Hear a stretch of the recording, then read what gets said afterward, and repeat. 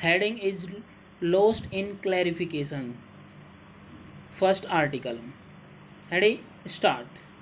Prime Minister Narendra Modi's comments to an all party meet on Friday, claiming there had neither been any intrusion by China nor was any intrusion present expectedly caused an political storm. Not only was the violence on the night of June 15 that claimed 20 Indian soldiers triggered by China erecting structures on India's side of the LAC in the Galvan Valley. Chinese troops still remain present on Indian territory elsewhere in Ladakh, including on the northern bank of Pangong Lake. After the problems with his remarks were highlighted by the opposition, the Prime Minister's office was moved to issue a much needed clarifications on Saturday, stating the PM was only referring to the situation in the Galvan Valley as a consequence of the bravery of our armed forces that foiled a Chinese transgressions. Even if the PMO attributed the political storm to a mischievous interpretation, it is more than clear that the PM did not choose his words carefully.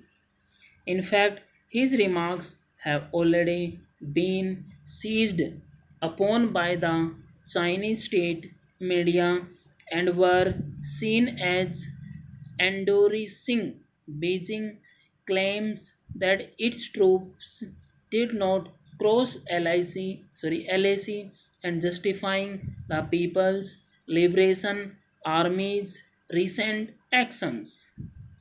The MEA issued its own statement on Saturday, reiterating that the Chinese had crossed the LAC and erecting structures across the line. While it should be obvious that any speech that requires no less than two clarifications has serious problems with its messaging, the controversy has only underlined the government's poor communication on the border issue. The tragic loss of lives followed more than 6 weeks of tensions in the Galvan Valley. During this time, the public was kept in the dark about what was transpiring along the LAC. True, sharing every detail in the public domain is not possible when it comes to negotiating sensitive issues of national security. Indeed, the solution to the current crisis and the disengagement that is needed urgently at various points along the LAC can make progress only through diplomacy. At the same time, a blanket of silence hardly serves the government's interests.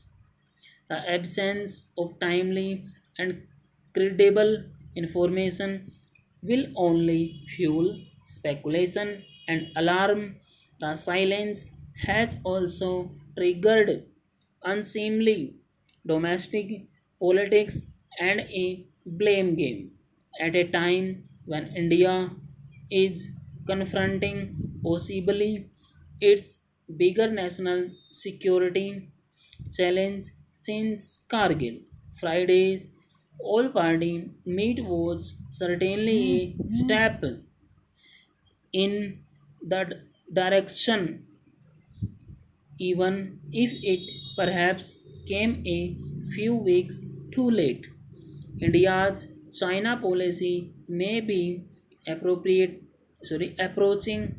as significant an inflection point as 1988, which marked the normalization of ties after 1962, crafting the way ahead for the relationship after the worst violence since 1967 will require a measured appraisal of how to purposely engage India's biggest and most powerful neighbor.